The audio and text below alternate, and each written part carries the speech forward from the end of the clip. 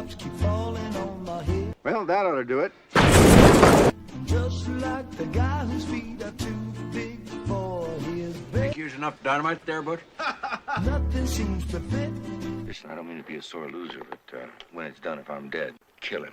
Love to. Raindrops are falling on my head. They keep falling. I never shot anybody before. One hell of a time to tell me. So I just did me some talking to the sun. I'll jump first. I can't swim! Why, are you crazy? The fall will probably kill you. I said I didn't like the way he got things done. Paul Newman is Butch Cassidy, and the Sundance Kid is Robert Redford. Catherine Ross is Etta Place. There's one thing I know. The blues they send.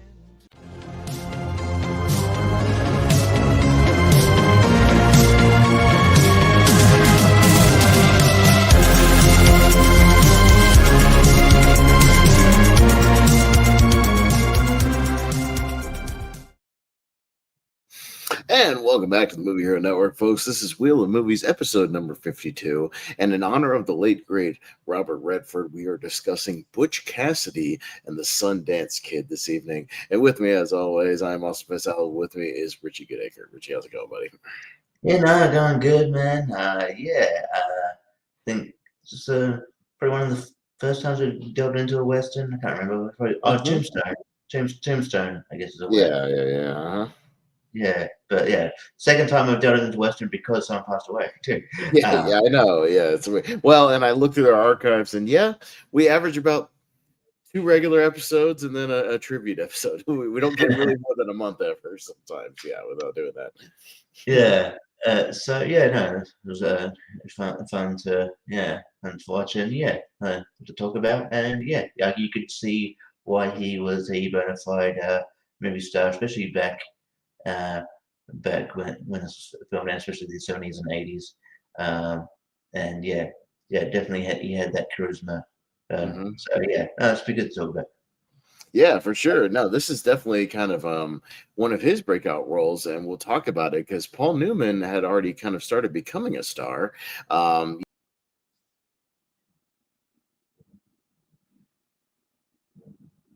Hello.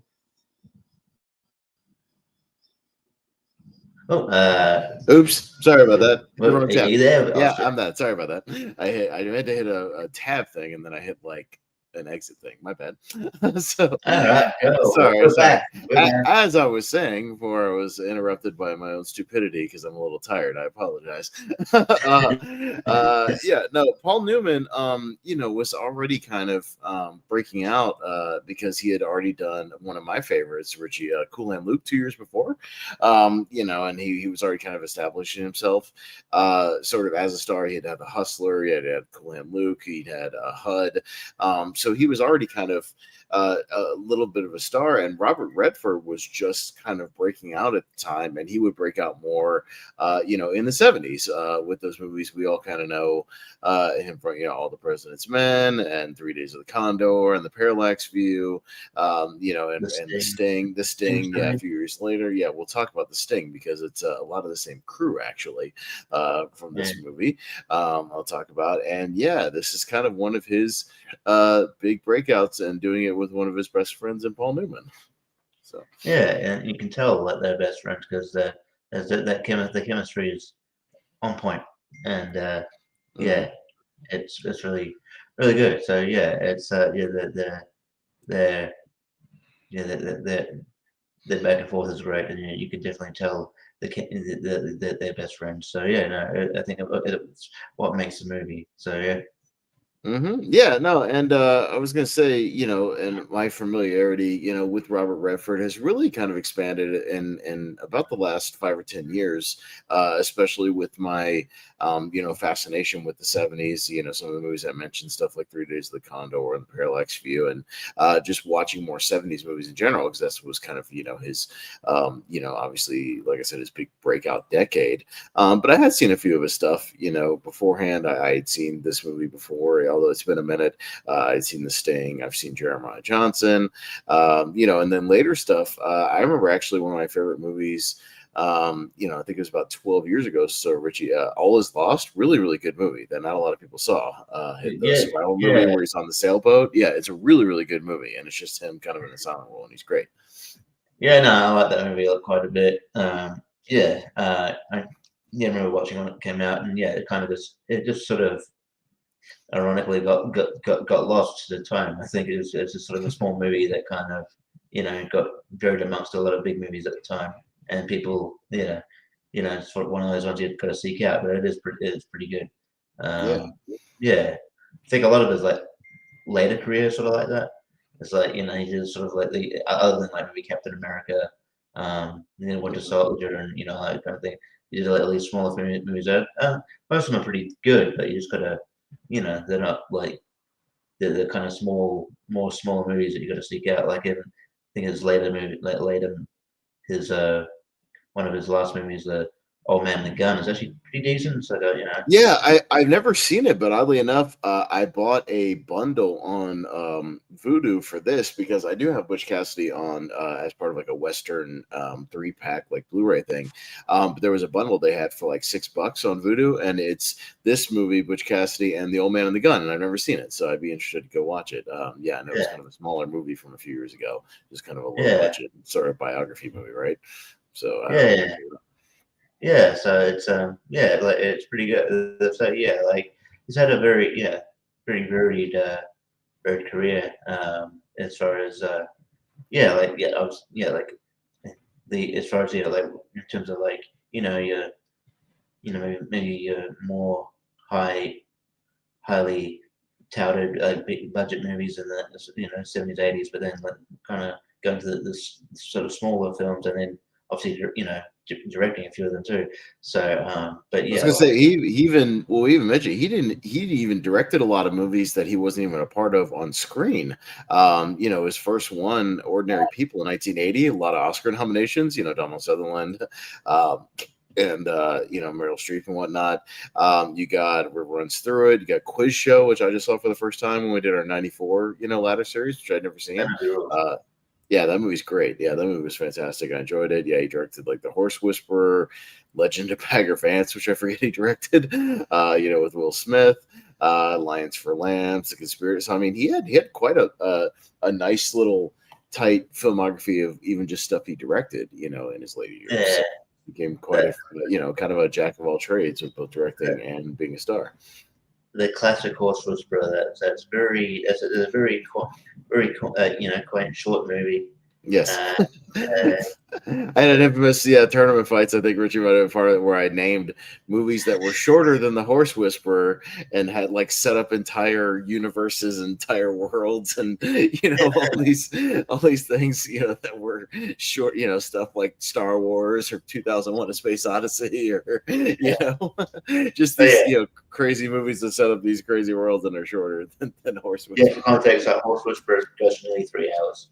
Yeah, it's basically almost 3 hours long. So all these crazy movies, Blade Runner 2049, all these crazy movies that are shorter than The Horse Whisperer. So that was a fun episode when we did that. But anyways, getting back to this. We're talking about Butch Cassidy and Sundance Kid because I'm a big Western fan, so I figured it'd be appropriate. I consider stuff like 3 Days of the Condor because I'm a big fan of it, and Richie had probably not, maybe not hadn't seen that one. That's a good representation of some of his 70s, paranoia type stuff.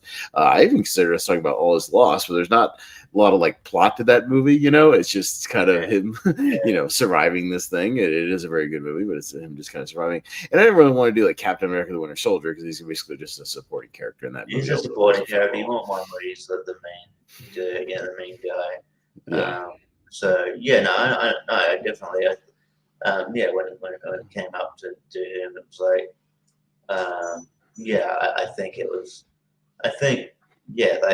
I would, 3 Days of the Condor. I know I haven't seen it, so you'd be correct in that assumption of having seen it, but it's one that I've been repeating to.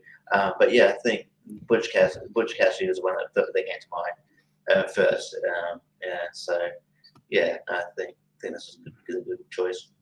Yeah, no, and again, I think it shows his star power and his prowess and his his partnership with Paul Newman, which would span a couple of movies, and also the fact that he's called the Sundance Kid, and he would go on to create the Sundance Film Festival, which is still going on to this day, and will obviously still even go on with his passing in his memory, and creating one of the most famous film festivals in the world. This side of right alongside the Cannes Film Festival and Toronto International Film Festival, things like that. So.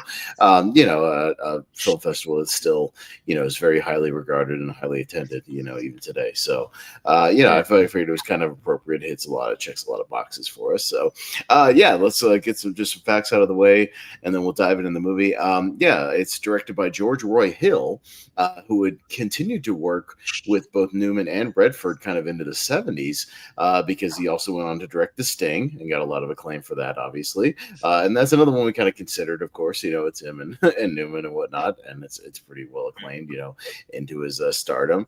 He directed Slapshot with Paul Newman. He directed The Great Waldo Pepper with Robert Redford. He's got a nice, tidy little, filmography. Slaughterhouse-Five. He directed The World According to Garp, the Robin Williams movie. He's directed some stuff. So he's got a nice little filmography if you want to look it up. Cool list of movies. But this one released September 24th, 1969, at least in New York. Again, distribution back then, the further we go back, Richie, and is this the oldest movie we've done? It might have been 1969. Probably, yeah. Yeah, maybe. I'd have to go back and look in our archive, see if it was the oldest movie we've done. Movie distribution was a little different. It was almost like a touring thing with the movies, certain theaters got it. They didn't make as many copies. So it kind of tore around, but it eventually made money. A budget of $6 million for 1969, but ended up making in its entire run $102 million. That is a huge success for 1969, and enough to get it the number one movie of 1969 box office wise. So this movie was a monster hit, big hit with the audiences.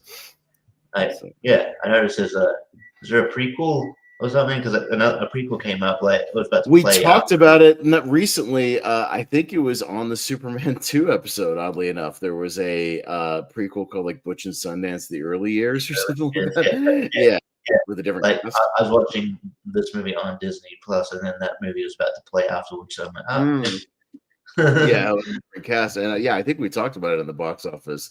That movie was also a hit, so it kind of resonated with people.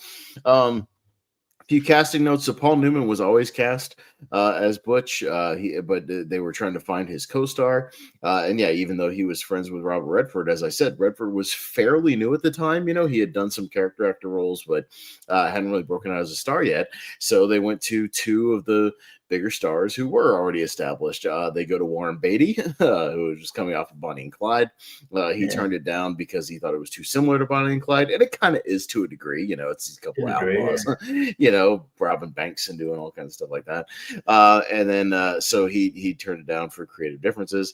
And then Steve McQueen, of course, big star at the time, looks into it, but also has some kind of creative differences and things about billing, in the movie. He wanted to be called the Sundance Kid and Butch Cassidy, sort of thing. Just those little like. That doesn't have a good ring to it. Doesn't have the same ring to it. No. Now they would go on to star in the Towering Inferno together, so they did eventually kind of drop that, and they were both in the Towering Inferno. But there you go. The connection with what with Warren Beatty, it was interesting. Like, it was obviously Warren Beatty turned it down, but then because of choosing Bonnie and Clyde, but then where Redford going to 3 Days of the Condor with Faye Dunaway. So yes, so they would end up kind of swapping co-stars, throughout the years. So no, it makes a lot of sense. Jordan Anderson's watching us. I know he's been to these places. I know he's been to Utah a lot. A lot of this movie filmed in Utah, as you can kind of tell when you watch it. Zion National Park up there in northern Utah, and some of the surrounding areas. It's very similar to also Richie when we watched Indiana Jones and the Last Crusade. That opening sequence is filmed in Utah. With the river Phoenix sequence. With those big kind of cliff cliffs and the rock formations, things like that. So that's where they filmed most of this stuff, kind of tooling around that. The movie that or the song that got famous because of this movie, the Raindrops Keep Falling on My Head, of course, which is a great song.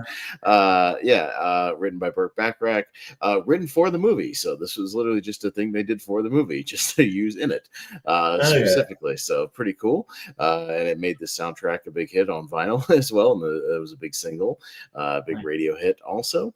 And movie eventually got 7 Oscar nominations, nominated for picture, director, screenplay, cinematography, score, song, and sound design, and it won 4. So it won for screenplay, cinematography, score, and song.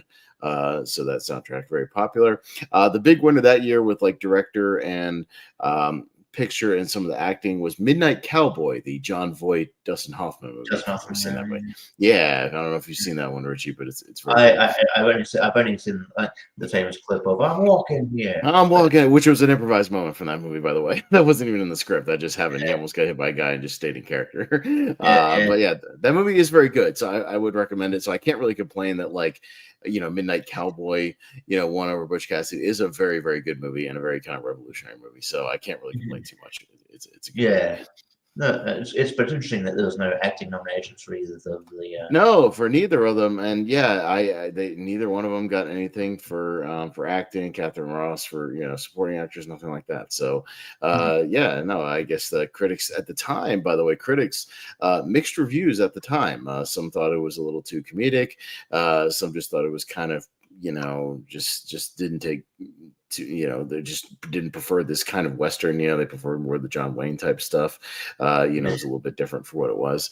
But eventually people kind of came around to it. And obviously, again, it was a hit with the audiences, which is all the studio cared about. Is that it's a hit with the audiences and then got the Oscar nominations. That's usually what they care about. So there wasn't I can't go specifically with the box office, Richie, into that month because again, the distribution was different back then. So I don't have all these movies. There were no multiplexes, so it's not like I can be like, oh, here's the other movies that were at your multiplex, Richie. All the options you could go see. But I do have the top grossing movies in 1969, so I can at least give you that, which I was able to find. Your number one is Butch Cassidy and the Sundance Kid. Like I said, the highest grossing movie of 1969, breaking $100 million, which was a big deal back then. Number 2, you talked about Disney Plus, The Love Bug, the original Herbie movie. Herbie Love Bug, a big hit. Those movies, usually made a lot of money. Number 3, Midnight Cowboy, as I just talked about, the Oscar film with John Voight. So it was an Oscar winner and a pretty big hit. Box office. Number 4, Easy Rider, the kind of hippie counterculture, hit of 69, which is a good movie. Got Hello Dolly, which was a big kind of mainstream musical hit. And also Wally's favorite movie. If you see Wally, that's the movie he's watching. That's right. He's a little hideout. He's watching Hello Dolly. So there you go. Got a movie called Bob and Carol and Ted and Alice. That's the name of the movie. I've never seen it. I don't know what that is. Bob and Carol and Ted and Alice. Yes. That's a mouthful. You're like, hey, when I go that's a mouthful, weird title for a movie, but not like Bob and Carol do something or Ted and Alice. It's just Bob and Carol and Ted and Alice. I'm assuming there are 4 characters like that and they do stuff. I'm assuming. I don't know. You got Paint Your Wagon, another Western from around the time. Again, Westerns fairly well represented here because number 8, True Grit, the original one with John Wayne, which is a solid movie. You got a movie called Cactus Flower, a movie called Goodbye Columbus. I haven't seen either one of those. And just outside of the top 10, at number 11, the George Lazenby one-off James Bond movie, On Her Majesty's Secret Service, Richie. Which I contend is actually not a bad movie. No, it's a good movie. I think it's a solid Bond movie. Just Lazenby, I guess people just weren't as into him as Bond. They kind of missed, they missed a little Sean Connery there. So didn't quite get it. So there you go.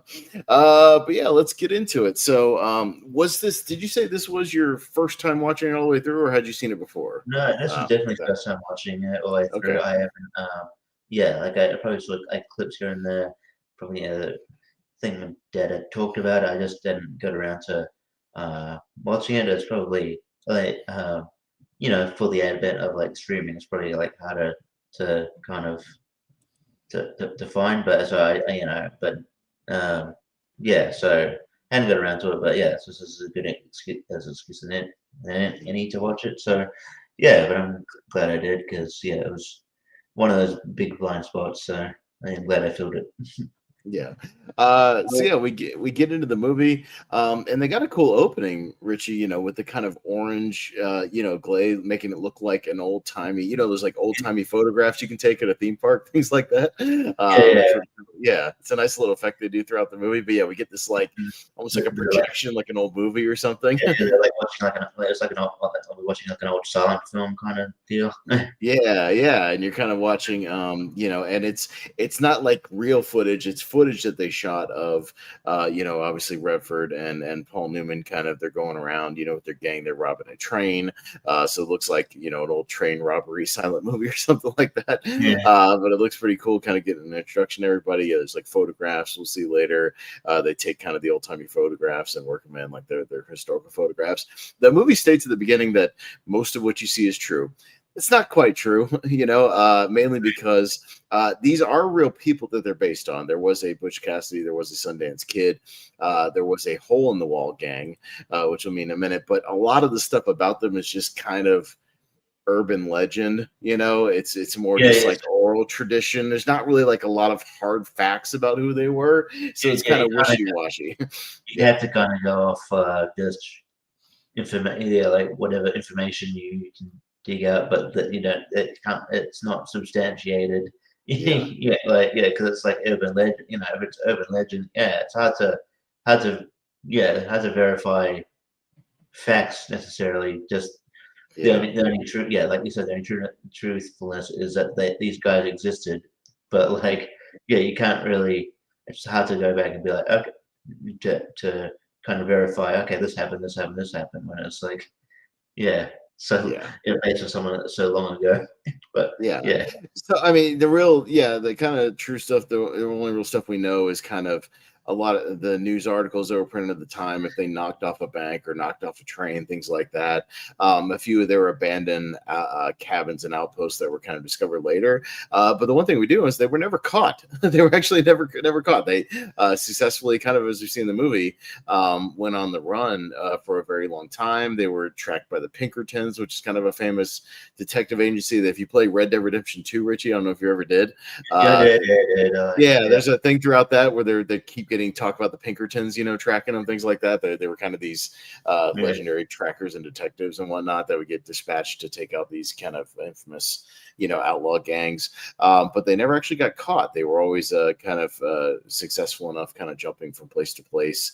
So a couple of shootouts here and there, but none of them were ever really successfully captured. So, all we know is really kind of, the urban legends and some of the tall tales and, a few interviews here and there with some of the lawmen, things like that. But as far as the actual facts, we don't really know. So they're kind of making up some of the, so this doesn't exactly match, real life, or we don't know, how much matches real life about these guys, being tracked and going to Bolivia and getting a shootout with the army of Bolivia, things like that we'll get into. A lot of it's just kind of made up for the movie, which is fine. It's like, hey, sometimes you know what you do. You gotta get liberties for it, movie. You can't let go. I get some people get upset. Oh, that didn't happen. Like sometimes you gotta make stuff up for the movie to make it interesting. Make it interesting. Yeah. Well, and with this again, it's like, there were some people and whatever. We're just gonna make a fun Western with these guys, based on a couple of tall tales, whatever we can find, and we'll fill in the gaps. It just kind of is what it is. We get that opening. We get to kind of get an introduction into the gang. And we kind of kick things off, with them proper. It's a cool effect how it kind of fades into the normal color scheme, of the movie. As they're kind of heading back to the hideout with the two of them, and we learn pretty quickly, like Butch, the Paul Newman character, is kind of the talkative one of the two. He's the guy that's always kind of talking to people, reasoning things out, trying to negotiate and bargain if they get into trouble. And Sundance is more of the kind of silent, badass type. He's the guy who does. We kind of find out he's the guy who does a lot of the gunfire. He's the guy who will shoot people essentially, and that Butch at this point had never shot anybody. He was just the guy who didn't shoot people. Sundance was the one who was was kind of the infamously more dangerous one. You get that sequence where he's playing poker and the guy thinks he's cheating, which he may or may not have been. We're not really sure. we're not sure. But he's about to shoot him until he finds out he's the Sundance Kid, and then he knows he's gonna die if he goes to draw with him. That's how infamous he is. Do you know who one of those poker players was, by the way? What, the opposite, the guy who pulls who was about to pull the gun on him, or one of the other ones? On the other one. Was that Sam Elliott? Sam Elliott's in that scene. Oh, was he in that scene briefly? I didn't. Did he have his mustache? I didn't even notice. Yeah. Okay, fair enough. Must have been very early Sam Elliott. There you go. But yeah, so again, he's the one who has kind of the dangerous reputation and whatnot. But yeah, they head back to we get our first kind of scene to see their chemistry and their dynamic. When they head back to the gang, and the gang leaders want to oust Butch. They want to put this big tall guy, Harvey Logan, institute him as kind of their new leader. So it's almost like a Black Panther, Richie, where it's like, I challenge you to be the new gang leader. It's like this challenge, where he's like, knives or pistols, they can either draw or have a knife fight, essentially. And it's like, this it's like a ritual thing. Like, I'll fight you to be the leader of the gang, It's kind of fun. Yeah, no, it was fun. It was a fun scene, and you could kind of get from their perspective why they would want to oust him, because he's never, he's never there. So you're the leader and you're always gone. He's always gone. He's always just kind of like, they'll hit the thing and then he'll leave for a while, and it seems like he's got a thing where he's just always at the brothel, or he's always at the casino, or whatever. He's always kind of they talk about going to Atlantic City a lot, things like that. So yeah, he's always kind of out and about, and he's not ever hanging out with the gang. So yeah, I totally get it. But he cheats to win, Richie. He gives a low blow, as we say in the wrestling business, a cheap low blow, and then he takes out the guy. Records. He Rochambeaus him. He kicks him in the balls. And then he outsmarts her, because it's like which is a kind of sets up how it's gonna be a bit comedic in tone as well, because that was the first funny moment where I laughed. That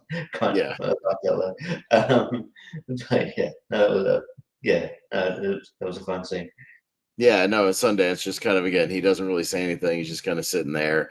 It's one of those things where he would protect his buddy if he had to, you know what I mean? But, he's going to see, he knows Butch is kind of the brains of the operation. So, he does all right. Sundance is kind of more of the muscle, like I said, the gun, and he's more of the kind of the one who does the talking and whatnot.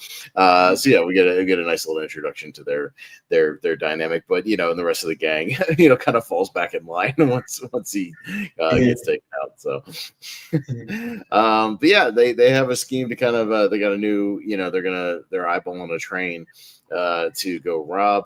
And it becomes in a plot later, but there's a guy who owns this railroad company who they've kind of always kind of stuck it to, and robbing him over and over again. So they're going to hit this train, but then they're also going to hit it on the way back, because they figure, nobody expect the gang to rob the same train twice.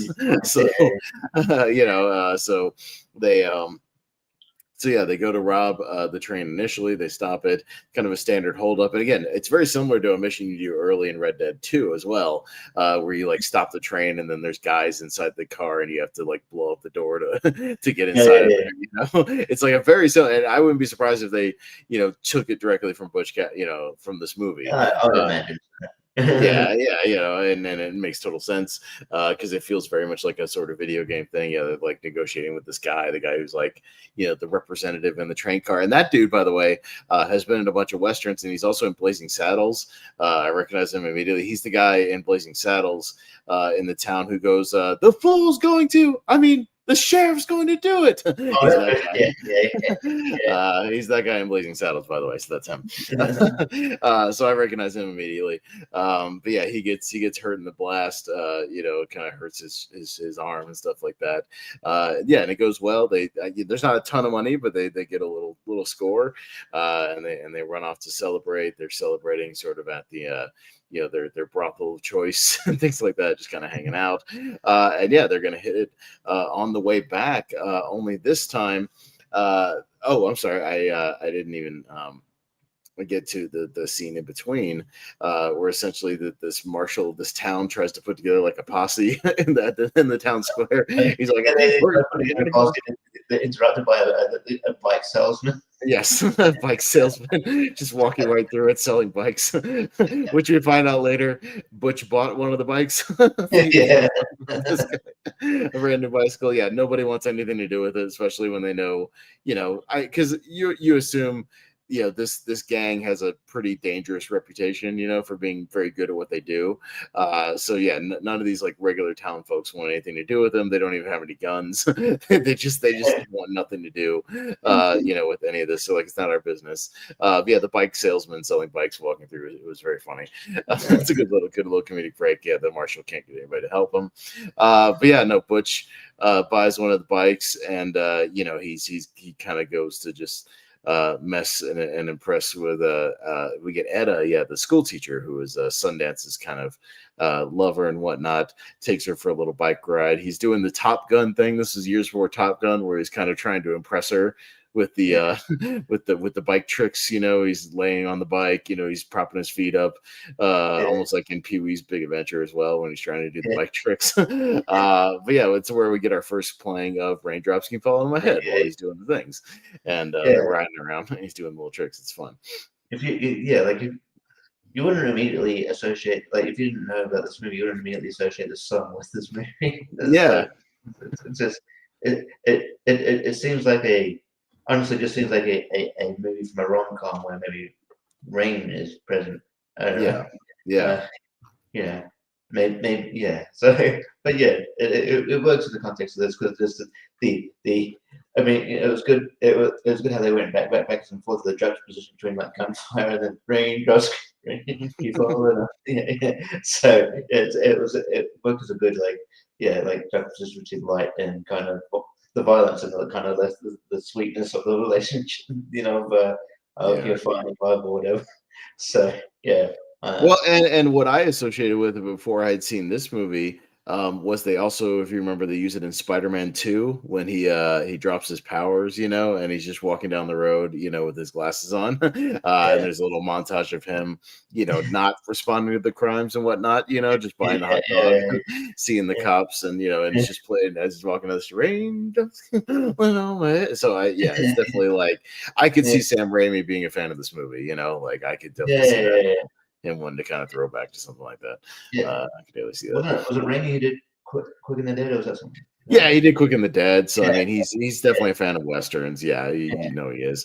So yeah, you could definitely see that. He's probably a fan of this movie. But yeah, so we get a little bit of that, and but yeah, we're gonna again rob the train on the way back.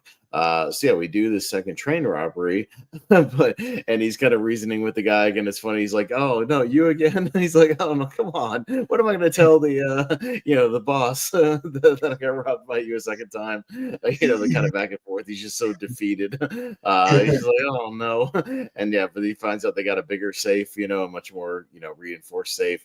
So he thinks he's got to use more dynamite, and my God, they use more dynamite, and he straight up just blows up the entire train car. It's a huge explosion, just boom, like the whole thing just goes.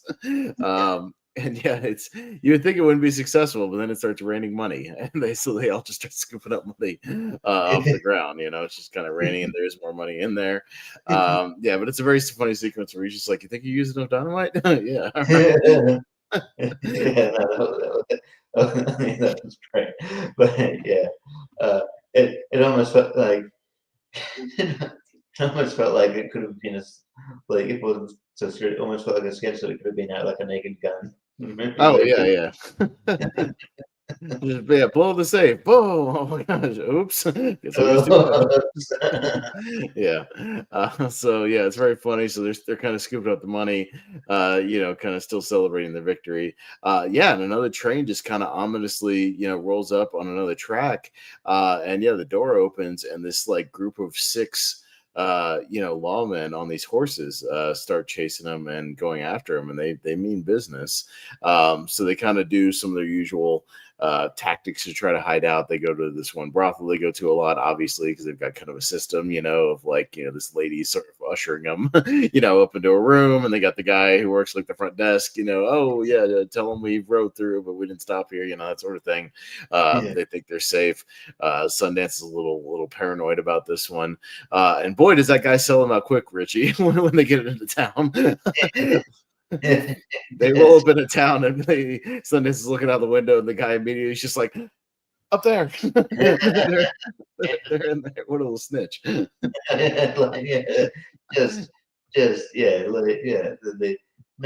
balls on him whatsoever. Just like no, just Yeah. oh man, I don't know. I don't know. I can't say that like if I was in that situation, I wouldn't do this do the same thing. Push out. But yeah, it was funny. Yeah. And yeah, we get this posse starts kind of chasing after them, and we start finding out more about who it might be, because they're kind of running from these guys. They think they're far enough away. They're kind of trekking all over the place, up in the mountains and across these things, and these guys, and it's a little running thing of like every time they think they've gotten far enough, those guys are hot on their trail, and like they're trying to figure out why the hell these guys are still behind us, after weaving in and out, going all over the place, and yeah, they start to recognize a few things and talk, and they figure out that they've what it is. Again, this kind of comes out a little later, is that the railroad company guy, the big boss, who's got the money, has put together like an all-star team of lawmen and trackers, right? Like a sort of a special forces, like Avengers type.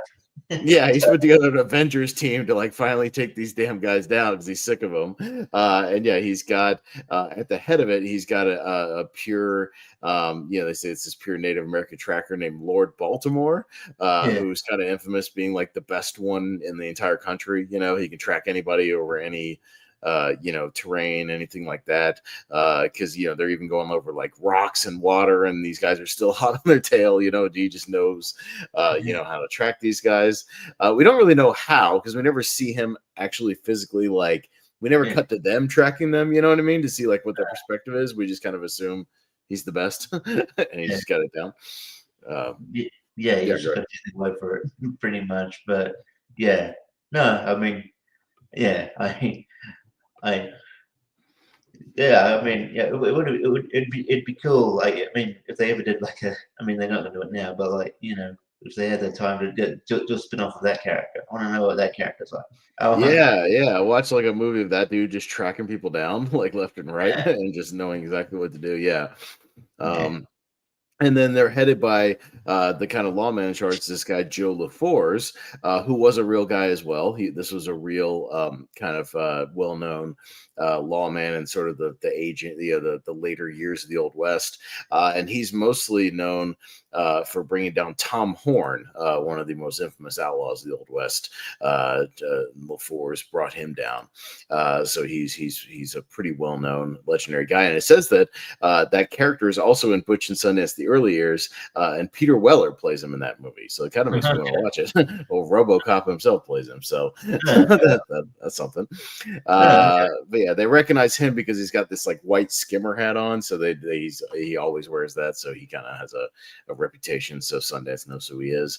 So this point, they're wondering, what to do, if they can, get him to split up somehow and try to get the jump on him. But, these guys are the best. These guys are badasses. So they're not terribly confident about this, even if they have the high ground or, have some kind of tactical advantage, that they're not confident about this.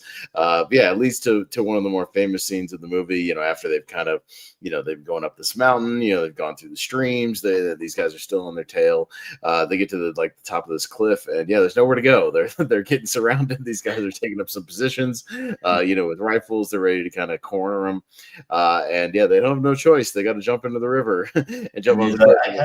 I can't swim, and then Butch just starts laughing. He's like, what do you mean you can't swim? The fall will probably kill you. It's a good back and forth. They're just like, just let me get one good shot of. No, you idiot! They'll just wait us out and starve us out. We're not going to do anything. Again, it's that chemistry of like, Butch's kind of humorous look at things, a little bit, and Sundance is just, all about business. It's fun, but they end up jumping in the river and escaping, at least for now. They're still we find out they're still basically getting tracked a little bit, but they're still kind of on the run. They've been talking about, Richie, this whole plot where Butch, his eventual plan for retirement, I guess, is to move to Bolivia down in South America. He wants to go to Bolivia, and they want to essentially go down there with all the mines and not do some mining, but basically rob them. Just go down there and rob all these silver mines and these payrolls, and rob the gold miners, things like that, and then kind of make a living off of that and get away from the banks, and the trains and whatnot. So start robbing something different. We get another sort of the thing we saw at the beginning, where it's like this sort of montage of these old timey pictures, and you get the idea that they went to New York for a little while and kind of laid low there, and then eventually caught a boat out of New York, and were able to go down to Bolivia. So the two of them and the school teacher, the head of the school teacher, all go down there. And it's a great reveal when they finally do get to Bolivia, because it's kind of a tale of two movies, because it's like first half is them they're doing the outlaw thing in Wyoming, and then kind of this back half in Bolivia when they get there.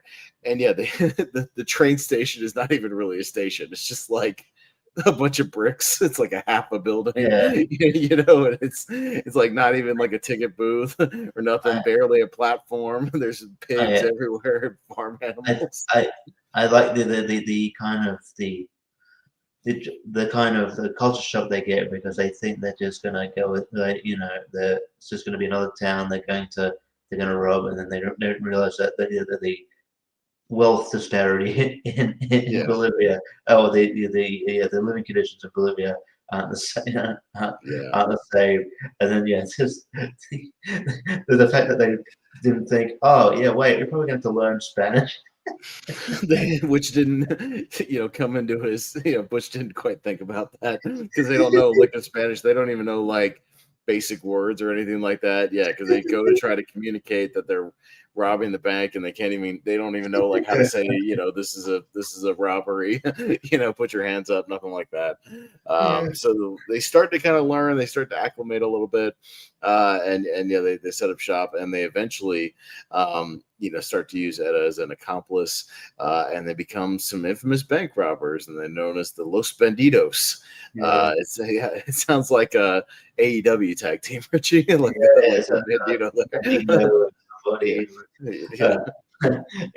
But I just like that when the first one, the robbery, when he's reading the Spanish. He's like, no, I've already told them to get, but they're already up against the wall. Ask them Well, I told them up against the wall. No, I already told them to stand there with their hands up. I already told you. It's a very funny miscommunication.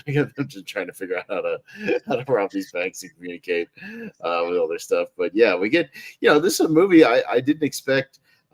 Sort of the use of montages they used in this movie, but there's a good use of kind of montages and whatnot of them, throughout the film, and early uses of this where you see them kind of robbing different places and going from town to town, and again kind of getting an infamous reputation, but they start to get a little paranoid because they see a guy in a white hat, in one of the towns, and they fear that maybe the posse's kind of they've broken any kind of jurisdictional thing, and they've tracked them down there, and can just continue their pursuit. So they're like, maybe we should go straight, and just kind of maybe use our skills, towards something else. And this is where we get the brief role of Strother Martin, who is a this payroll, this manager guy who hires them. And yeah, he's in Cool Hand Luke. If you didn't know, he's a pretty infamous, character actor. And in Cool Hand Luke, Richie, if you've seen it, he's the guy who he's kind of like the warden of the prison camp. And he's the guy who infamously has the line about what we've got here is failure to communicate. That's him. So yeah, he kind of enters the movie just for a little bit. As these guys kind of running around with them, as guards. But they get on their first run, he gets killed by bandits, looking to rob them. So they get dropped on, unfortunately. So I was kind of disappointed that Strother Martin isn't in more of the movie, because I like him a lot as a character actor. He's really fun in Cool Hand Luke, and he's even in he's in one of the Cheech and Chong movies. He's kind of all over the place in the 60s and 70s. He was in a whole bunch of movies. But he gets dropped pretty quickly, unfortunately. I was sad to see him go. It's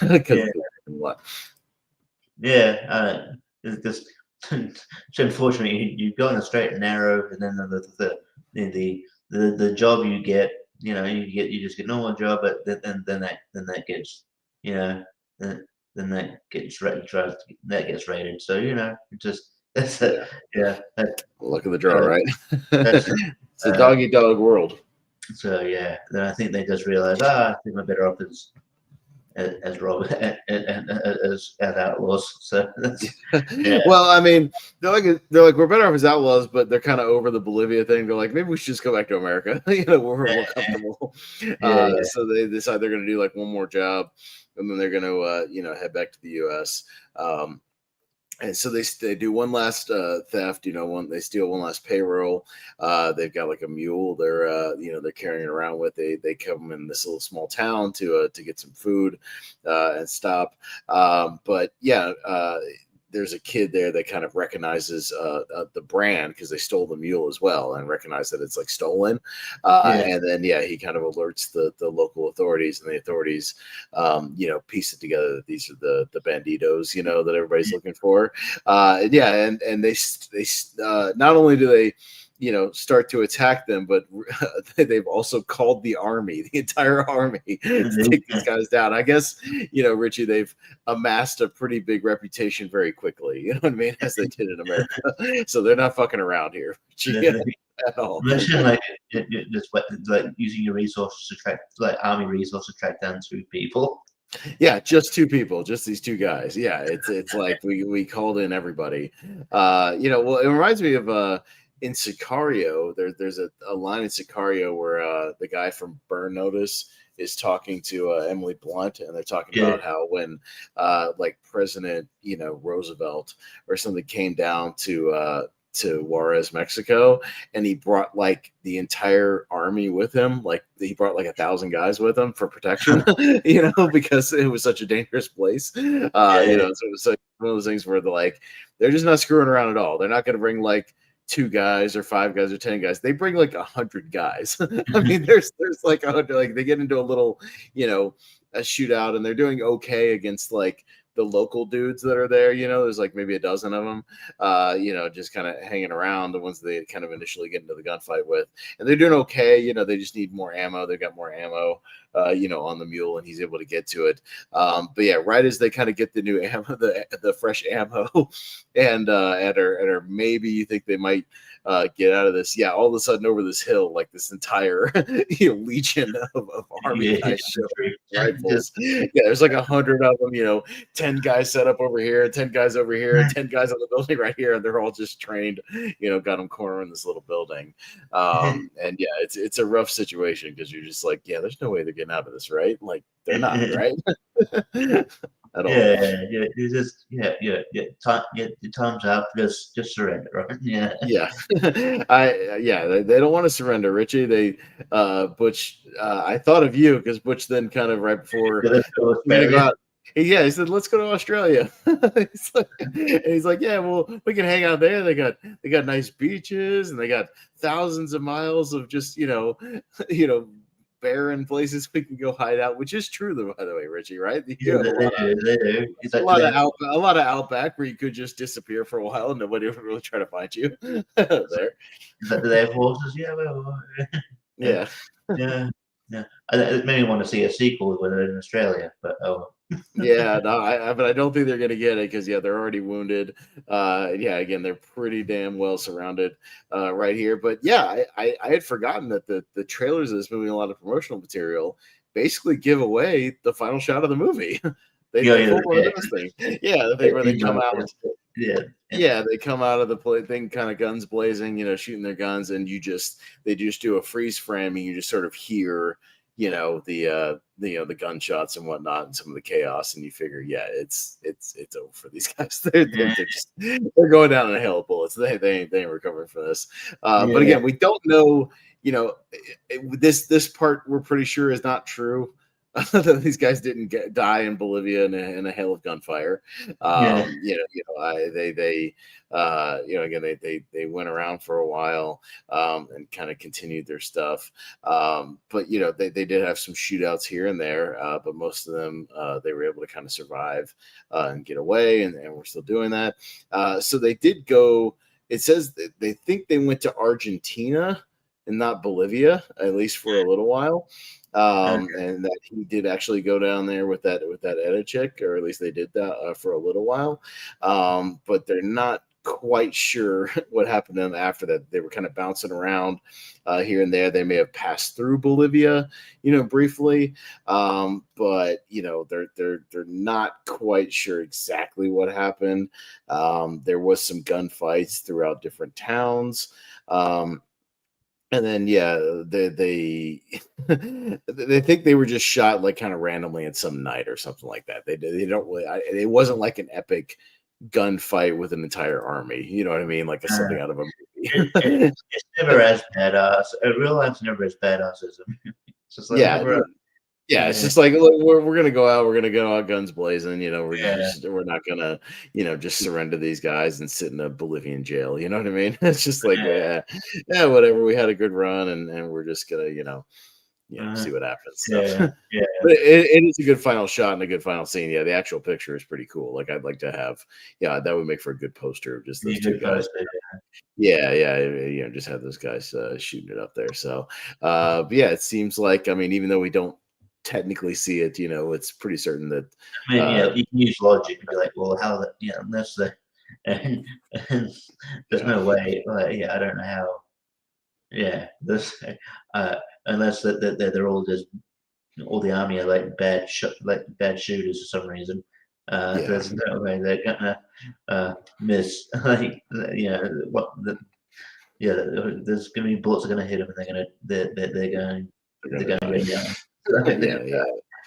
Yeah, they go down guns blazing. So yeah, and that's the whole thing. That's Butch Cassidy and Sundance Kid. Again, fairly simple plot. There's not a whole lot, of complexity. It's kind of just them, going from job to job, and then running from authorities and whatnot, and just kind of doing their thing, and the banter of them is kind of the core back and forth. So again, not a super complex movie, but a fun one at that. So yeah, Richie, your kind of overall thoughts on your watching of Butch Cassidy? It's a fun movie. Yeah, I had a lot of fun with this movie. Yeah, I think what makes the movie is definitely the dynamic between Paul Newman and Robert Redford. And then their chemistry.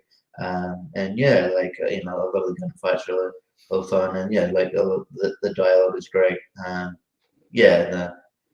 think it looks really good. Like like cinematography is really good, and yeah, I think it is it's really good. It's funny seeing, I think, just only on that one scene, but like Cloris Leachman shows up as well. So no, it was a good time. I'm glad I got to it. So yeah, overall I'm very positive on it. Yeah, for sure. Just wanted to point out, the Conrad Hall, excuse me, the guy who shot the movie and won an Oscar for the cinematography here, also shot Cool Hand Luke with Paul Newman. That movie looks great. If you check it out. He shot a lot of stuff later in the 70s. He shot Marathon Man with Roy Scheider and Dustin Hoffman, which is a good movie. Continued working in the 80s. Shot Tequila Sunrise.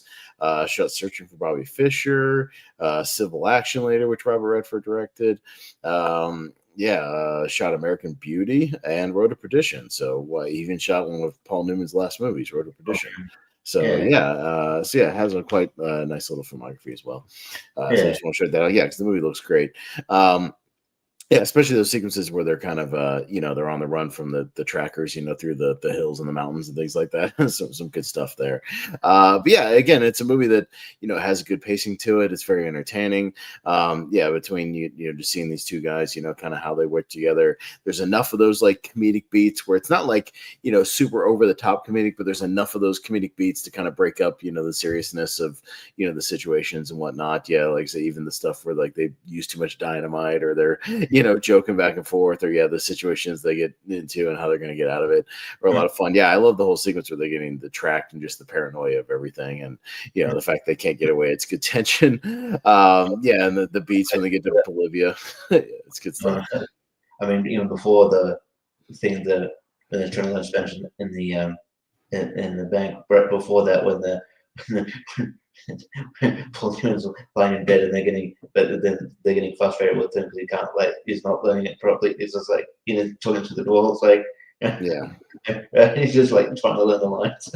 It's very funny. Yeah.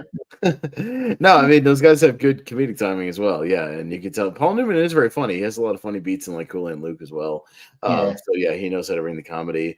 Just Redford, looks like a badass in this movie. He's got his mustache. He looks pretty cool, for what it is. But you can see why they kind of would showcase him more, just his face and his good looks, into the 70s, and he would become, a star with the Sting and on through that. So yeah, you could see why Newman would continue to be a star and why he would break out and become a star in his own right. So yeah, it's a total great breakout role for him. And yeah, you can see why these guys will work together, a couple more times. So because they make a good duo on screen. So I think a fitting movie to talk about here, because we're talking about not only Redford, but one of my favorite guys with Paul Newman. So, I love that guy a lot, and he's a great movie star as well. So, Jordan said it best, Sundance Kid is reunited with Butch, wherever they might be. So, interesting that, Redford kind of, I think he outlived Paul Newman essentially, because Newman, passed away back in was it 07 or something like that? His last role was Cars, I think, because Cars, right? Yeah, that was 2006. I think it was 07, 06. Yeah, but he was older than Newman, or excuse me, it was older than Redford, because Robert Redford just died. He was 89. Newman was 83 when he died. So they're still in their 80s. But yeah, he was older than Redford. Obviously in this movie, you can tell Redford's kind of the more fresh face, of the two, the younger guy. I was trying to look up to see how old Paul Newman, or excuse me, how old Redford was when he made this movie. So 69. He's 33 here. So yeah, fairly young. Fair enough. So and then Newman was, just kind of clicking around here on the Wikipedia, but Newman born in 25, so he's 44 here. So yeah, a little over 10 years older than him. So 10 year age difference. So makes sense. Yeah, that makes sense. Yeah. If you haven't seen The Sting as well, The Sting is also very good. They have good chemistry in that movie too. Different type of movie. So man, fun kind of talking a little Butch Cassidy. I'd have to go through our archives and see if that's the oldest movie we've done. As far as off the top of my head, I think it is. I think the oldest movie prior to that might have been either The Jerk in 1979. The Jerk is 79. So and we did that fairly recently. And then I think we've done some 70s stuff, but The Jerk, not that one. Yeah, we've done mostly kind of 90s to present for the most part. And then this might have been the oldest movie we've ever done. So unless we go back and do like a like a Wizard of Oz or something like that, or something, some of those 60s movies. I know, I'm sure we'll do some more 70s movies at some point, because I know I have a lot of 70s movies on my list, so we'll probably spin a 70s movie at some point. I don't know if Path to Glory is on that wheel, which is 50s. So yeah, we haven't done that one yet, but I would like to do that one. So if we ever get a chance to, that movie's great, and that's 57. So that certainly would be. But yeah, I think it's the oldest one we've done. Just kind of scrolling around on the page for the stuff we have done. So yeah, there we go. But that'll wrap it up for tonight. So talking a little Robert Redford, talking some Butch Cassidy. So it was a good time to kind of revisit that. If you haven't, please go back and watch it. It is worth your time. It's very entertaining, good Western. If you don't like the super grittiness of, the Clint Eastwood spaghetti Westerns, or, some of the cheesiness of some of the John Wayne stuff, I think it's like a happy medium, because, you get some good action here and there, but you get some good comedic beats and some lighthearted stuff as well. And again, a nice kind of breezy plot. No, nothing too crazy, but worth your time. So it's good to talk about and good to revisit it. So we'll start wrapping up there. Richie, anything you want to throw out there or plug before we get out of here? Well, we already know what we're doing next time, right? So I was going to talk to you about that off air. I was actually going to propose we take our usual week off and come back in 2 weeks. So we were going to do the second, but I think I've got a busy next Thursday, so I think we'll actually come back on the 9th. But we already did spin, so we do actually know what we're doing this time. So we pre-spun before Robert Redford died.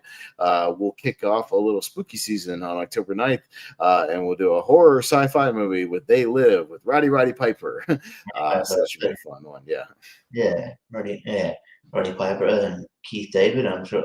Surprisingly, we talked about Keith David on here yet? I mean, he's in everything.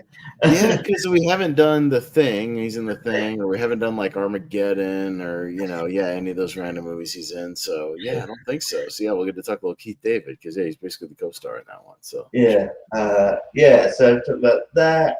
Lonely Mark's going to get here soon, recapping 2 pay-per-views. One quite a bit better than the other one. We'll find out what.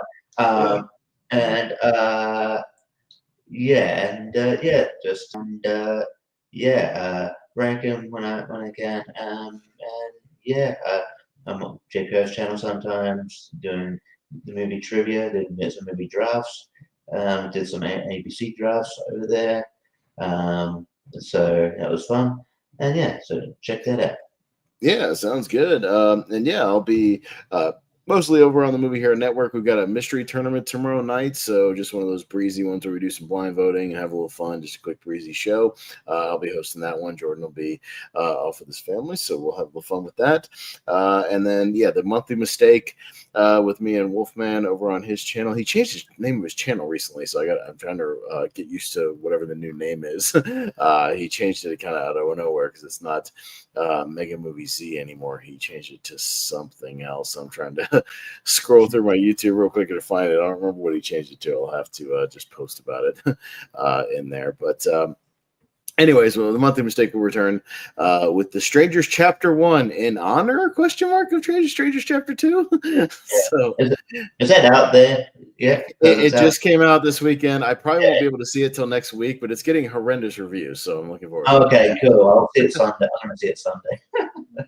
I probably won't get to that till next Monday or Tuesday, most likely. I just got a busy weekend of other stuff. It somehow has worse reviews than the first one, so that's they even retooled things. I was gonna say, didn't they like reshoot half that movie too? Like, because it was supposed to come out like a few months after the first one, and they just like reshot half of it and retooled everything, and I guess it didn't pay off. And it's only coming out because Saw 11 got cancelled. So I don't know. And I guess Lionsgate's just like, screw it. We just got to get out there and see if we can make some money off of it. So, I don't know. So, anyways, we're doing Strangers Chapter 1, which doesn't have much of a body count. So, there's going to be a lot of other things we're going to be drinking for in that movie. So, we'll sort all that out. Every time someone does something stupid, which Yeah, is a so every lot. time, bad character decisions, stupid horror tropey things. It's gonna be like every time the strangers are just like standing in the background is gonna be a drink, things like that. So we'll figure it out. we'll still have time to figure that out. We'll come back with Wheel of Movies. Like I said, we'll take our usual week off because I've got a busy next Thursday, so we'll do that. And we'll come back on the 9th for They Live, which we've already spun, and then we'll try to also maybe the 2 weeks after that, since we'll still be in October, Richie, we have Jordan off air, just spin it again until we get a horror movie, something horror related. So we'll at least keep that. We'll still keep it random, but we'll get something in the horror genre or horror adjacent genre. So so we can keep it spooky for horror season, because we always like to do that. So that'll do it for now. We'll see you guys in a little bit for Lonely Marks. I'll link that in the Movie Hero Network Facebook group if you need to find our channel. That'll do it for tonight. So thank you, Richie, as always, for joining me. So for Richie Goodacre, I am Austin Pezhel, and we'll see you next time on Wheel of Movies. Bye.